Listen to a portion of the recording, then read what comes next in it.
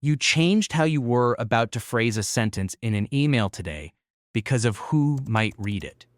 Not because the first version was wrong, because it was too much of you. That edit, that small, invisible self-correction before you hit send, happened in less than a second. You barely noticed it. But something in you was paying very close attention to who was watching. And it made a calculation you were never consulted about. This is not a modern problem. It is not a product of corporate culture or social media or the particular pressures of the world you live in. It is something far older. Something that Plato was already trying to name in a garden outside Athens 2,400 years ago. Around 380 BC, Plato had built a school called the Academy, not a building but a grove of olive trees on the northwest edge of the city, where students came not to be taught, but to be questioned.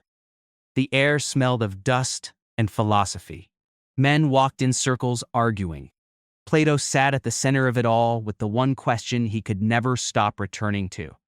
Not what is justice, not what is truth, what are you, actually? He believed the answer was unsettling. The self, he argued, was not one thing.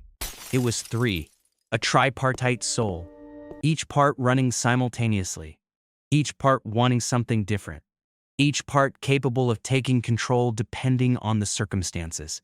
Be called the first part logistikon, the rational self, the one that plans, calculates, adapts, the one that knows who is in the room. This is the part of you that wrote the careful email, the part that modulates tone, chooses words, manages impressions. It is extraordinarily good at its job. The second part he called thymoides, the spirited self, driven not by logic but by something closer to honor, the desire to be seen as worthy, to matter, to not be diminished.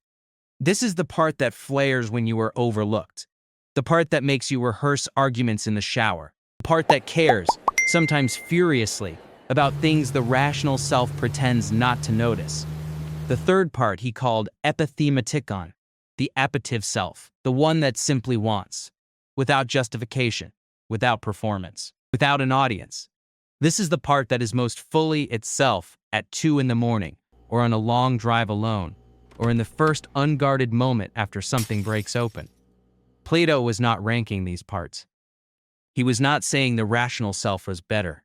He was saying something much more interesting, that most people spend their entire public lives running almost exclusively on logistikon, while the other two are left running in the background, ungoverned, margins of their life without ever being seen clearly.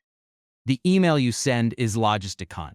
The email you almost sent is everything else.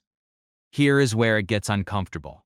In 1997, psychologists Roy Baumeister and Kristen Sommer at Case Western Reserve ran a series of studies on what happens to people when they know they are being observed. They found that monitored individuals consistently altered not just their language, but their expressed preferences and stated beliefs, automatically, without deciding to, in order to match what they perceived the audience expected of them. They were not lying. They were not being strategic. The adjustment was largely unconscious. They were performing in the way that mammals perform when they sense a social environment that rewards certain behaviors and punishes others. Logistikon, it turns out, is not a choice. It is a threat response.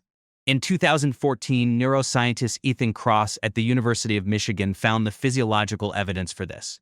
Using fMRI imaging, his team discovered that monitored self-expression, the experience of being observed while you communicate, activates the same neural threat circuitry as physical danger.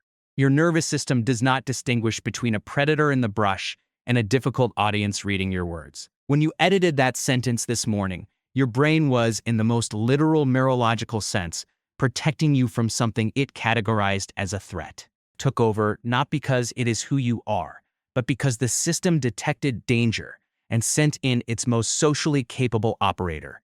This is what Plato saw from his olive grove without a single brain scan. He watched educated men, generals, philosophers, politicians, transform completely depending on who was in the room.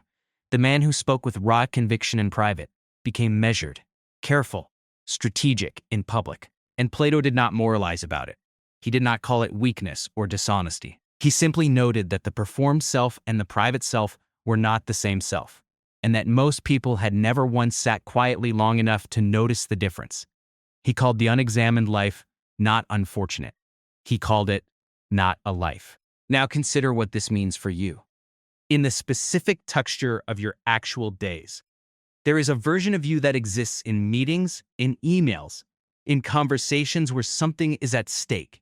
This version is careful, measured. It knows the room. It chooses the right register, the right level of certainty, the right amount of self-disclosure. It is, in its way, impressive.